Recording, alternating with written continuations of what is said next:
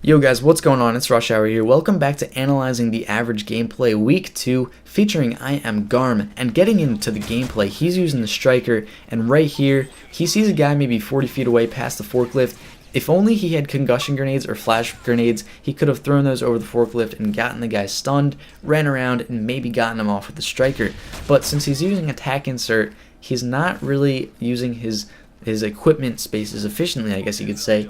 I would definitely be using concussion grenades, maybe even flash grenades, if I was using a shotgun, just because whenever you run into that scenario where you see a guy 30-40 feet away that you know you can't touch with a striker, you can just stun him, run around some obstacles, and shoot him.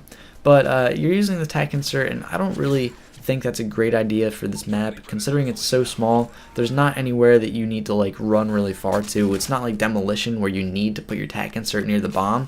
It's just kill confirmed. You know, you can be rocking concussions, flash, no big deal. And right here, you do make good use of your semtexes. The only thing I might have suggested there was to shoot the guy and then use your semtex to maybe throw over there and maybe gotten that guy that killed you. And you still put down your attack insert. But another thing I want to talk about is using your close quarter combat efficiently. Like, you really need to stick close to walls and avoid long lines of sight. And that's kind of just a given general rule for using something like a shotgun where your range is really small. But it's really crucial. You know, you got to stick to the walls and you got to avoid lines of sight.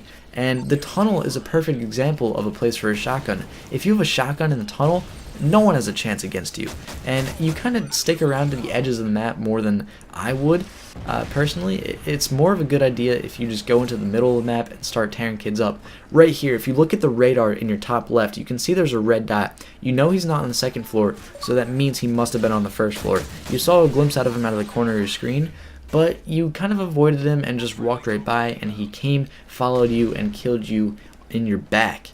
So that could have been avoided if you were watching your radar more efficiently, and that is one of the biggest rules that I can give someone, biggest tips that I can give someone, is keep an eye on your radar at all times. As you can see, there's 4 teammates in front of you, and you kind of just died there from the side of the barrel room. But whenever you look at the radar and you see your teammates all around you, you know that there's not enemies near you. If there was enemies near you, your teammates would be shooting all the time. But what I'm trying to get at here is, if you look at the radar and you see your teammates, if you like put an average location of where your team is, the opposite side of the map will be where the enemy's spawning. So what I do in my gameplays is I look where my team's location is, I look where my team's spawning, and I just put the opposite location of that, and I know that's where the enemy's going to be. So I kind of try to flank around and take advantage of my position and take advantage of the knowledge of the radar. Radar is such a crucial thing in this game.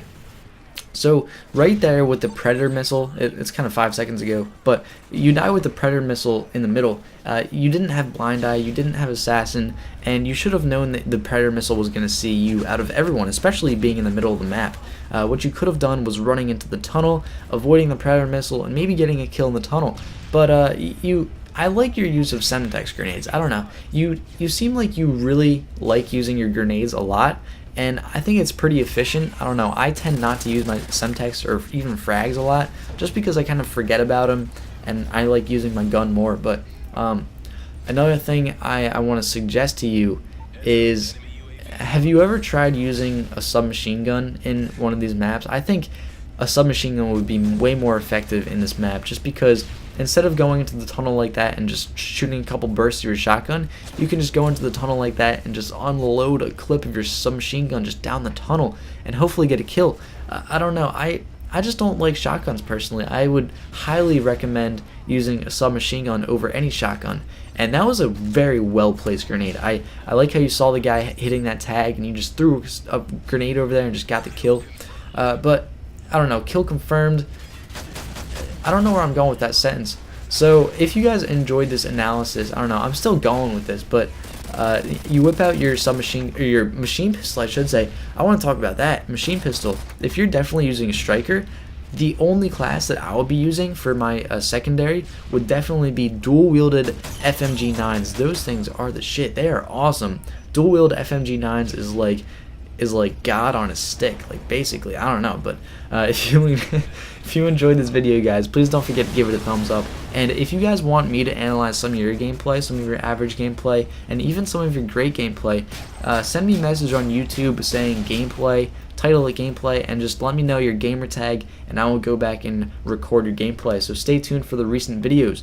And welcome to the recent videos, and on the left side of the screen you can see a 34-2 epic Moab brought to you by JMH on the map Dome. He tore shit up, so if you guys want to check that out, click the link on the left, and on the right you can see the challenge of the week introduction that I'm going to be releasing this Friday. So check that out if you want to see some more information on how to submit your challenge of the week result to me. And in the bottom you can see my Facebook and Twitter links in the description below, and if you guys have not subscribed yet, there is a link in the top right. That is that big yellow button. So if you want to, please subscribe for more Modern Warfare 3 gameplays.